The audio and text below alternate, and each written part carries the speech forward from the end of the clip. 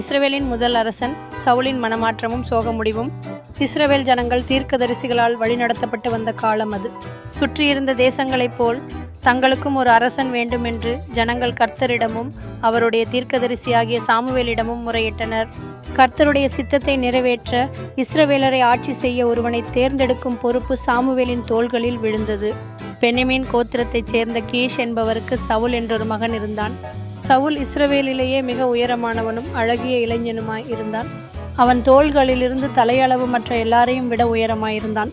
ஆனாலும் அவன் தன் தோற்றத்தைப் போல் அல்லாமல் மிகவும் தாழ்மையுள்ளவனாகவும் கூச்ச சுபாவமுள்ளவனாகவும் இருந்தான். ஒரு நாள் தன் தகப்பனாகிய கீஷின் கழுதைகள் தொலைந்து போகவே அவற்றை தேடும்படி தன் வேலைக்காரன் ஒருவனுடன் சவுலை அனுப்பினான். சவுலும் வேலைக்காரனும் பல தேசங்களையும் கிராமங்களையும் அலைந்து திரிந்தனர். நீண்ட தேடலுக்கு பிறகு கழுதைகளை கண்டுபிடிக்க முடியாமல் தளர்ச்சி அடைந்தனர். அப்போது வேலைக்காரன் சாமுவேல் தீர்க்கதரிசி வாழும் ராமா நகர் அருகே வந்திருப்பதையும் அவர் தேவனுடைய மனிதன் என்பதையும் கூறி அவரிடம் ஆலோசனை கேட்கலாம் என்று யோசனை சொன்னான்.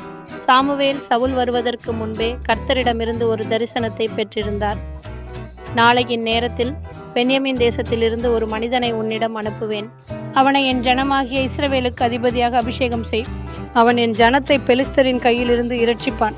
சவுல் சாமுவேலை கண்டதும் சாமுவேல் அவனிடம், உன் கழுதைகளை குறித்து கவலைப்படாதே, அவை கிடைத்து விட்டன.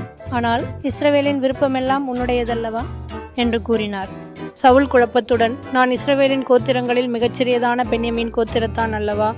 என் குடும்பம் பென்யமீன் கோத்திரத்து எல்லா குடும்பங்களிலும் மிகவும் தாழ்மையானது அல்லவா? நான் இப்படி பேசுகிறீங்க என்று தன் தாழ்மையை வெளிப்படுத்தினான். சாமுவேல் சவுலை அழைத்து ஒரு தனி இடத்திற்கு கொண்டு சென்று தன் கையில் இருந்த தைலக்குப்பியை அவன் தலையின் மேல் ஊற்றி, கர்த்தர் உன்னை தம்முடைய சுதந்திரத்திற்கு அதிபதியாக அபிஷேகம் செய்தாரே என்று கூறினார். சவுல் திரும்பிச் சென்றபோது தேவனுடைய ஆவி அவன் மேல் வந்தது. அவன் புதிதான ஒரு இருதயத்தை பெற்றான். சவுல் ஒரு புதிய மனிதனானான்.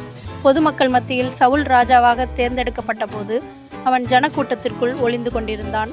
அவன் உயரமாய் இருந்ததால் ஜனங்கள் அவனை தேடி கண்டுபிடித்தனர். இஸ்ரவேல் முழுவதிலும் இருந்த ஜனங்கள் ராஜாவே வாழ்க என்று ஆர்ப்பரித்தனர். ஆரம்பத்தில் சவுல் ஒரு ராஜாவைப் போல் செயல்பட தயங்கினாலும் அவனது முதல் பெரும் வெற்றி அவனை பலப்படுத்தியது. அம்மோனியரின் அரசனாகிய நாகாஷ் என்பவன் கிலியாது யாபேஷ் என்ற இஸ்ரவேலின் நகரின் மேல் படையெடுத்து அங்கிருந்தவர்களின் வலது கண்ணை குத்தி பிடுங்குவதாக அச்சுறுத்தினான். இந்த செய்தி சவுலுக்கு எட்டிய போது கர்த்தருடைய ஆவி அவன் மேல் பலமாக இறங்கியது.